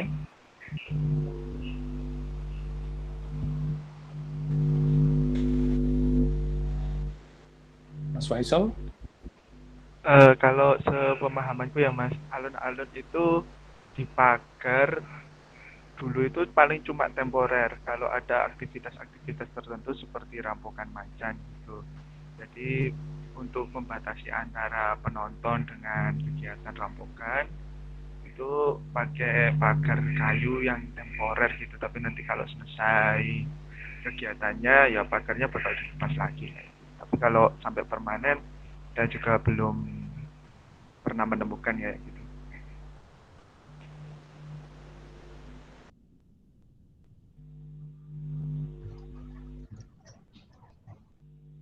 Silakan bagi teman-teman yang lain jika ada tambahan.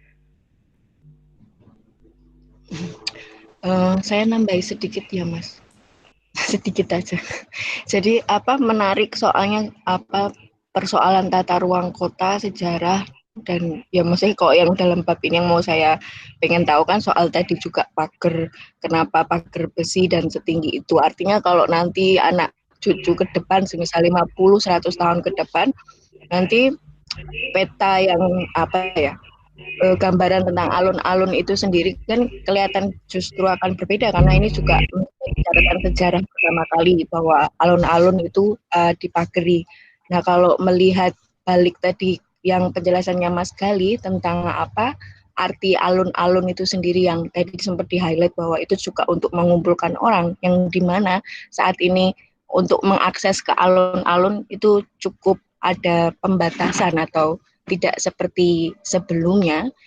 Itu kan juga akan merubah, aku nggak tahu sih, tapi apakah juga merubah tatanan sosial yang tadi dibilang bahwa kemudian apakah maunya kalau ada perubahan setiap mau menyampaikan aspirasi yang tadinya bisa ke raja karena istimewanya itu punya raja, terus kemudian ke gubernur gitu. Itu kan ternyata dari pagar aja tuh ternyata cukup mempengaruhi. Dan tadi saya tertarik sama pertanyaannya Mbak Anas ya tadi tentang soal kenapa persegi, dan tadi juga ada sempat dibilang soal cerita tentang dari Simba bahwa itu juga bisa melihat rata baik dari sisi manapun dan juga bisa melihat segala pandangan. Ini jadi mengingatkan sedikit karena saya bangga banget terhadap jadi wong Jawa gitu, karena belajar sedikit-sedikit tentang sejarah Jawa tuh makin bangga. Dan ketika aku lihat di Italia sendiri, yang maksudnya di konteks ini adalah mereka sangat menjaga semua hal yang masih tertinggal saat ini. Itu kalau ada, mungkin bisa di Google sih, ada Palmanova, itu alun-alun. Kalau di ini alun-alun persegi itu di Italia banyak, yang lonjong juga banyak, yang lingkaran juga ada. Tapi yang Palmanova ini bentuknya persegi, tapi seginya segi 6. Nah, kalau dilihat dari filosofinya ini juga ternyata kalau manusia itu ada di satu ruang yang itu persegi 6, itu terlihat lingkaran atau sudut pandang matanya itu melingkar, bisa melihat semuanya. Nah, tadi mungkin aku jadi keinget yang pernyataan bahwa kalau persegi itu sama sisi, ternyata kalau di matanya kita itu manusia, aku kalau di alun-alun tuh kayak ngelihat enggak kotak gitu loh, tapi bisa ngelihat semuanya. Artinya pandangan kita tuh melingkar atau menyeluruh tadi. Cuma itu sih sharingnya dari saya. Ini aku ndredeg soalnya kademen ya Mas, ini adem ya. Nah, gini sih mau banget ya. Kebrobia sama kalian. Aku main ke internet kalau di dalam, jadi harus di luar gitu. Jebol pada gini ya. Apa ya yang Joko ya? Ya gitu aja sih, cuma nambahi bisa nyambung. Iya, menarik tentang filosofi tadi, bagaimana itu didasarkan pada kemampuan pandang kita ketika melihat alun-alun itu bisa tidak berbentuk persegi ataupun segi dan lain sebagainya itu, tetapi melainkan bisa berbentuk semacam cakrawala gitu, atau melingkar. Nah, itu mengingatkan pula saya pada saya teringat juga. Maksud saya adalah ketika kita membandingkan dari sudut persegi kotak sama yang bulat, itu lebih muat banyak yang mana. Saya teringat ketika kita memasukkan suatu isi ke dalam persegi dan yang bulat, itu kita lebih banyak yang persegi. Apakah teman-teman juga sependapat dengan saya atau berbeda? Oh, lebih banyak yang bulat, misalnya seperti itu. Adakah yang mempunyai pendapat bahwa bulat itu bisa menampung volume yang begitu banyak? Atau ternyata kita sepakat bahwa kotak ini persegi itu bisa menampung lebih banyak? Monggo.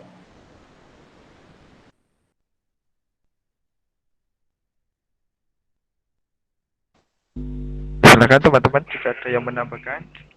Nah, Mas Faisal, bayangkan mana, Mas? Kalau menurut saya tetap banyakkan kotak, Mas, dengan sisi atau diameter yang sama. Jika kita bandingkan luasnya, lingkaran itu bisa masuk ke dalam kotak. Yes.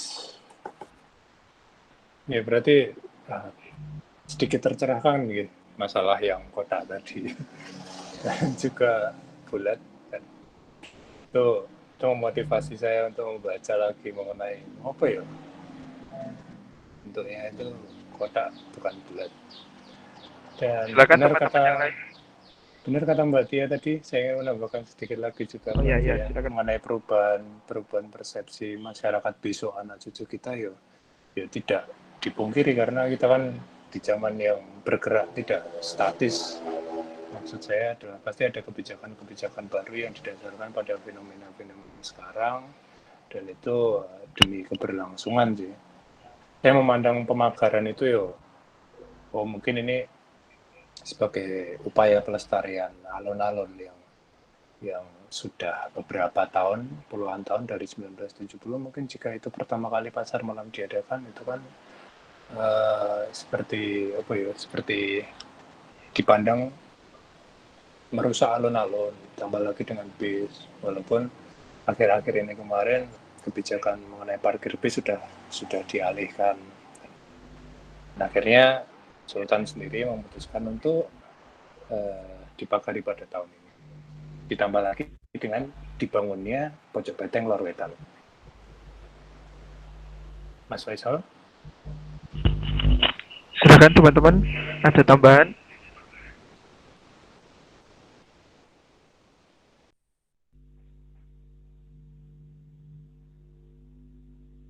Silakan Mbak Adinda. Halo semuanya. Halo. Sebelumnya salam kenal, nama saya Adinda. Saya kebetulan sama kayak Mbak Tia, lagi nggak di Jogja. Saya kebetulan lagi sekolah di Korea. Pengen banget ikut meeting ini karena lagi kangen banget sama Jogja juga, dan kebetulan bahasnya alun-alun, dan penasaran banget juga sama alun-alun yang sekarang bentuknya kayak apa sih. Nah, terus sebenarnya saya cuma mau nambahin yang masalah tadi sih, kenapa di Kesultanan itu 2 alun-alun dan di Kadipaten itu hanya 1. Kalau menurut menurut cerita dari Simbah, kenapa sih Kesultanan itu memiliki 2? Karena itu tuh bermakna dwi, yang artinya adalah 2 yang menyatu atau keseimbangan. Dan Kadipaten itu 1, karena memiliki makna manunggal atau menyatu. Jadi intinya mengapa Kesultanan 2? Karena Kesultanan adalah pusat yang harus memikirkan keseimbangan dan pralambang dari persatuan antara pusat dan non-pusat. Dalam hal ini tuh non-pusat itu bisa berarti dari Kadipaten sendiri, rakyat, atau banyak hal lain. Seperti misalkan interupsi-interupsi dari pihak-pihak yang bukan berasal dari pusat langsung. Misalkan bisa dari luar negeri juga, atau globalisasi, atau segala macam seperti itu. Kemudian, sedangkan kenapa Kadipaten hanya 1? Karena itu adalah pralambang sendiri dari non-pusat, yang harusnya turut untuk menyatu dan nyengkuyung si pusat ini untuk menjaga keseimbangan. Terus, mau nambahin juga buat yang masalah dipagerin. Kalau menurut saya, dipagari itu kan berarti memiliki makna nutup, atau nggak mau tahu, atau ora gelem nyawang salah sisi. Jadi nek dihubungkan dengan komunikasi antara raja dengan rakyat, berarti kan akan terjadi batas antara komunikasi raja dengan rakyat. Berarti kan keseimbangan dan keadilan yang harusnya dimiliki oleh atau yang harusnya termaknai oleh lambang dari alun-alun ini, berarti kan akan sedikit goyah, akan sedikit memiliki batas. Jadi Sebenarnya aku juga nggak tahu sih di alun-alun itu tujuannya apa dipagari. Cuma kalau alasannya untuk masalah kerapian dan masalah eh, sampah dan yang tadi sempat disinggung oleh Mas Galih, eh, saya mau bertanya aja.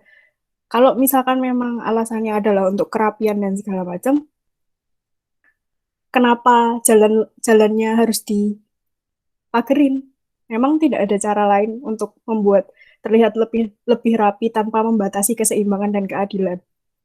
Itu sih yang saya mau tambahin dan saya mau diskusikan dari sisi lainnya.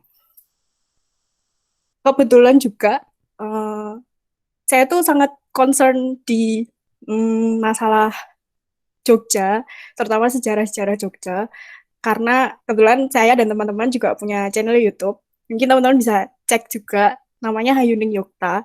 Kebetulan kami pernah bahas tentang alun-alun, walaupun masih sedikit, jadi eh, diskusi yang sangat menarik sih sebenarnya tentang alun-alun.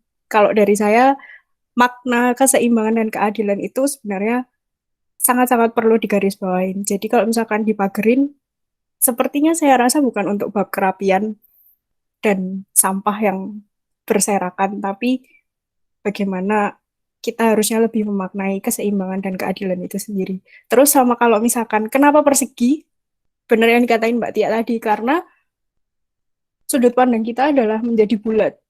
Jadinya kita bisa melihat secara menyeluruh. Nah sekarang kalau misalkan hubungannya dengan dipagerin, apakah pandangan kita akan terfokus dengan di luar pagar atau di dalam pagar aja? Itu aja sih. Terima kasih.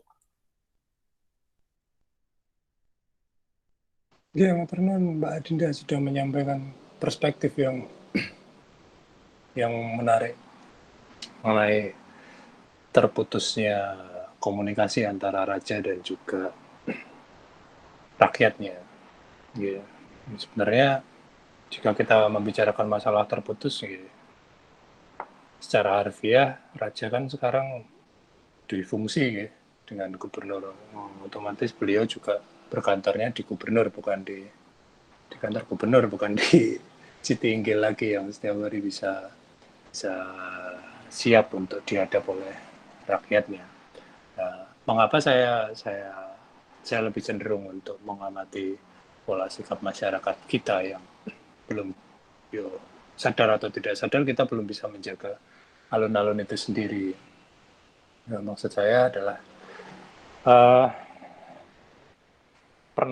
pernah memperhatikan sekaten pasar malam yang sedemikian apa ya, memanfaatkan semua ruang alun-alun, kemudian teman-teman datang ke alun-alun itu setelah semua peralatan pasar malam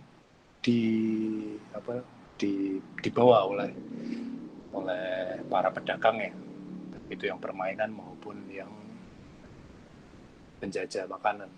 Kita bisa lihat kondisinya di sana. Kemudian setiap harinya yang saya sampaikan tadi di alun-alun itu tidak terdetek bagaimana masyarakat sendiri menjaga bersihan itu tadi, yang buang air kecil sembarangan, terus sing luweh-luwehan dengan alun-alun yang dalam artian tertentu itu juga mengganggu keseimbangan yang di alun-alun juga dasarnya. Dalam artian di era modern sekarang ini kita tidak bisa lepas dari unsur pariwisata untuk yang di keraton, tidak melulu tentang keseimbangan kosmos antara raja dengan rakyatnya, yang dimana untuk urusan pariwisata ini itu juga secara tidak langsung mengangkat perekonomian masyarakat sekitar. Jadi mungkin banyak pertimbangan yang dipikirkan oleh Ngarso Dalem sendiri sebelum memutuskan untuk dipagari, bahwa mungkin tidak hanya komunikasi secara top OPP saja yang bisa kita jalankan untuk saat ini, tetapi bisa melalui prosedur yang lain. Sekarang pun jika melakukan top OPP untuk menyalurkan aspirasi, itu tidak semua orang akan melakukan itu, karena sudah tahu ada jalur prosedur yang lain, mungkin melalui kantor gubernuran. Dan untuk pemagaran ya memang masih menjadi perdebatan kita untuk saat ini, baik itu mau secara akademis maupun yang seperti saya ini orang awam biasa mengamati pemakaran itu yo dalam pikiran saya, ini mulai ada privacy, lingkungan privasi akan digalakkan atau bagaimana, akan ada sesuatu apa ini sebenarnya di balik ini gitu kan. Nah, kita baru bisa berasumsi sebelum kita bisa mengetahui secara pasti kebijakan ngarso dalam terkait pemakaran. Seperti itu sih Mbak saya sih. Ya, Mas Faisal. Ya Mas, jadi sampai saat ini kita hanya bisa berspekulasi mengenai pagar di alun-alun karena bagaimanapun mau tapi apa nah, harus. Silakan teman-teman yang lain jika ada tambahan.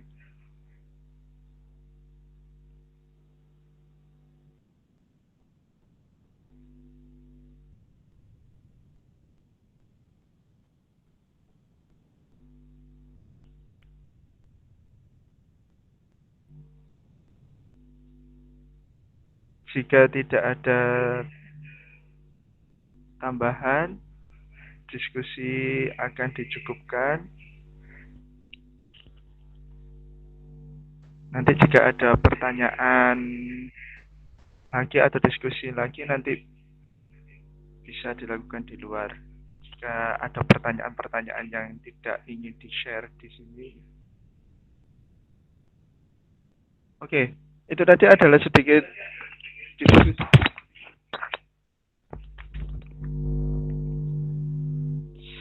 Maaf, ada sedikit kendala teknis. Ya, itu tadi adalah sedikit diskusi dengan Mas Gale tentang mengenai alun-alun, yaitu bagaimana alun-alun itu berdinamika baik sebagai tata ruang maupun masyarakat yang ada di dalamnya dalam interaksi-interaksinya. Lalu terutama tentang isu-isu terkini mengenai alun-alun utara Jogja, ya sampai saat ini kita hanya bisa berdiskusi, berspekulasi, karena bagaimanapun dampaknya itu masih belum terlihat. Mudah-mudahan saja perubahan ini baik untuk kita semua. Terima kasih Mas Gale atas materinya yang baik, yang sangat mendalam. Terima kasih teman-teman atas waktunya telah bergabung dalam diskusi Kinara dan Jawa Sastra kali ini. Nantikan diskusi kita selanjutnya.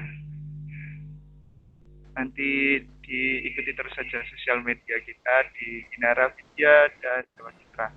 Terima kasih.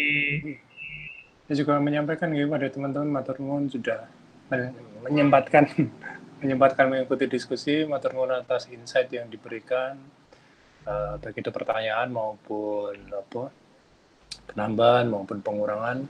Semoga kita bisa dipertemukan lagi di diskusi-diskusi selanjutnya. Matur nuwun, berkah dalam. Matur nuwun Mas Gale, terima kasih teman-teman.